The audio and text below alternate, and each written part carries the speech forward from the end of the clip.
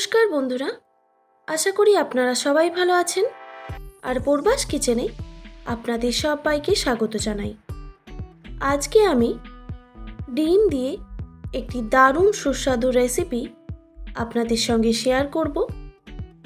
তো বন্ধুরা, স্কিপ না করে সম্পূর্ণ ভিডিওটি দেখবেন, তাহলেই কিন্তু রান্নাটা সুস্বাদু হবে।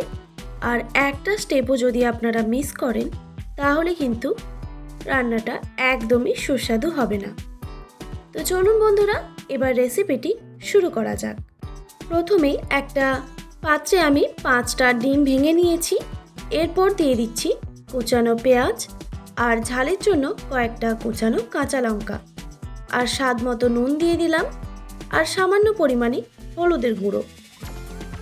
এবার সব উপকরণগুলোকে ভালো করে মিক্স করে নিতে হবে, আর ডিমটাকেও খুব ভালো করে ফেটিয়ে নিতে হবে।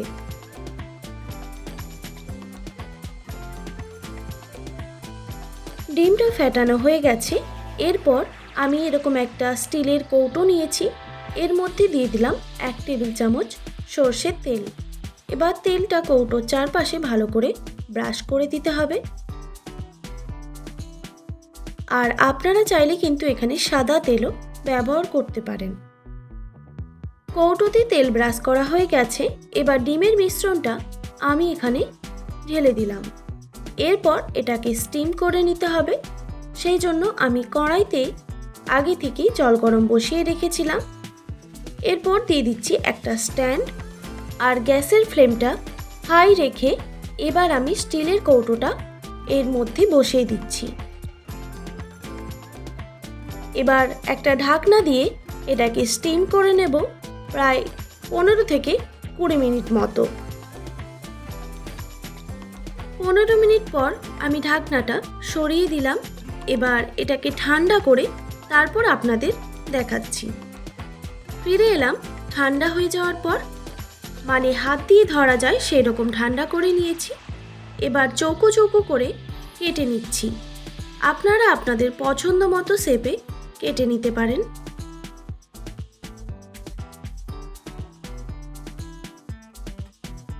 আপনারা বাড়িতে অবশ্যই এইভাবে একবার হলেও ট্রাই করে দেখবেন। এই রান্নাটা এত সুস্বাদু হয় যে একবার বানালে বারবার খেতে ইচ্ছে করবে।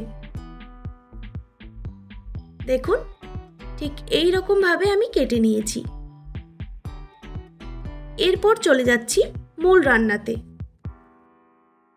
কড়াইতে দিয়ে দিলাম 2 টেবিল চামচ সর্ষের তেল। সেদ্ধ করে রাখা ডিমগুলো আমি এখানে ভেজে নেব। আপনারা যদি চান ডিমগুলো ভাজবেন না, তাহলে সেক্ষেত্রে আপনারা ডিম নাও ভাজতে পারেন। তো আমি একটু হালকা করে ভেজে নিচ্ছি, এতে খেতে আরও বেশি টেস্টি হয়। গ্যাসের ফ্লেমটা হাই রেখে আমি ডিমের 2 সাইডটায় হালকা করে ভেজে নিচ্ছি। এক সাইডটা ভাজা হয়ে গেছে, এবার আরেক সাইডটা উল্টে ভেজে নিতে হবে।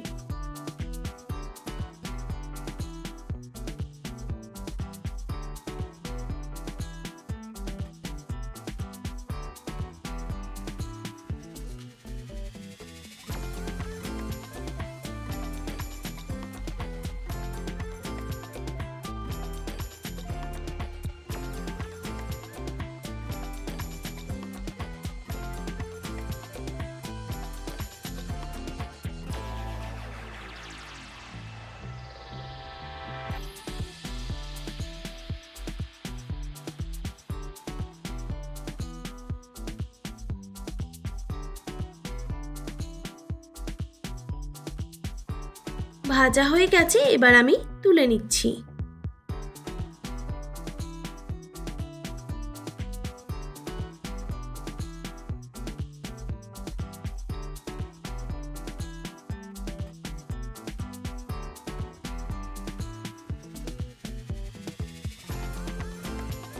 দেখুন, সব ডিমগুলো আমি এইভাবে ভেজে নিয়েছি। এরপর কড়াইতে দিয়ে দিলাম 2 টেবিল চামচ সর্ষের তেল। তেলটা গরম হয়ে আসলেই দিয়ে দিলাম থেতো করে রাখা রসুন। রসুনটাকে হালকা করে ভেজে নিতে হবে। তারপর দিয়ে দিচ্ছি 2 মিডিয়াম সাইজের কুচানো পেঁয়াজ। এবার রসুন আর পেঁয়াজটাকে খুব ভালো করে ভেজে নিতে হবে। পেঁয়াজটা যাতে তাড়াতাড়ি ভাজা হয়ে যায় সেই জন্য আমি দিয়ে দিলাম স্বাদ মতো নুন।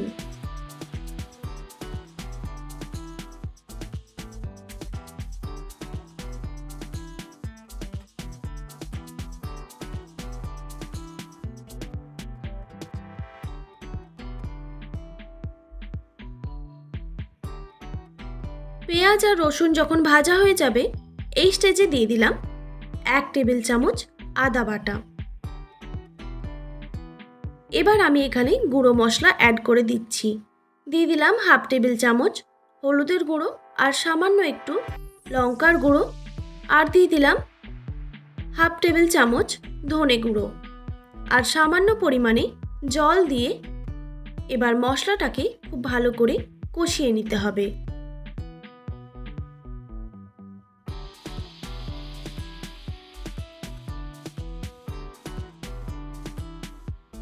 দেখুন মশলাটা আমি খুব ভালো করে কষিয়ে নিয়েছি। এবার দিয়ে দিচ্ছি 2 ছোট সাইজের কুচানো টমেটো। টমেটো দেওয়ার পর আরও ভালো করে মশলাটা কষিয়ে নিতে হবে। গ্যাসের ফ্লেমটা এখন আমি মিডিয়াম রেখেছি।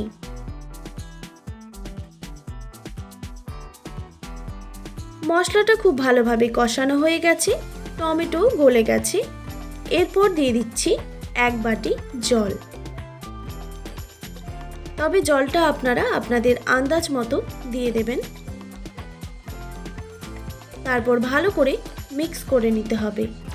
এরপর একটা ঢাকনা দিয়ে ঢেকে আমি মশলাটাকে ফুটতে দেব।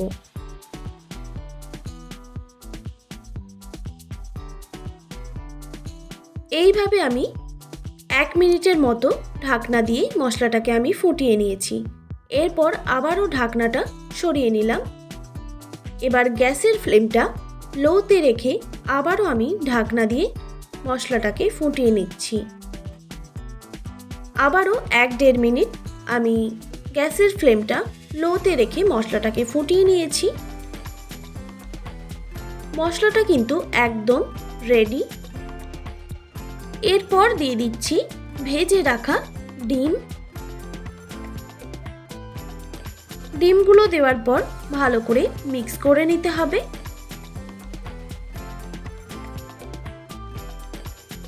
তারপর দিয়ে দিচ্ছি 3টে কাঁচা লঙ্কা চেরা।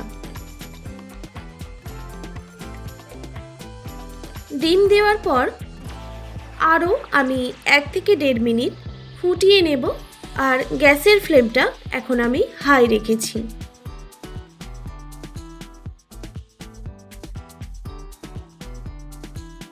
1 থেকে 1.5 মিনিট আমি ফুটিয়ে নিয়েছি। এবার গ্যাসের ফ্লেমটা অফ করে দিলাম।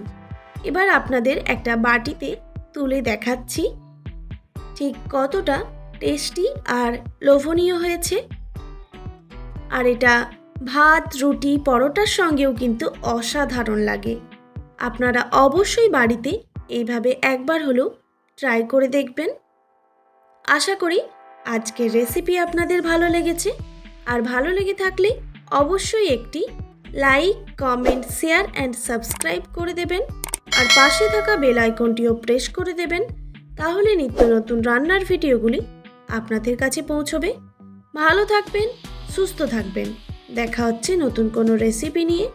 আর এতক্ষণ আমার সঙ্গে থাকার জন্য আপনাদের সবাইকে অনেক অনেক ধন্যবাদ।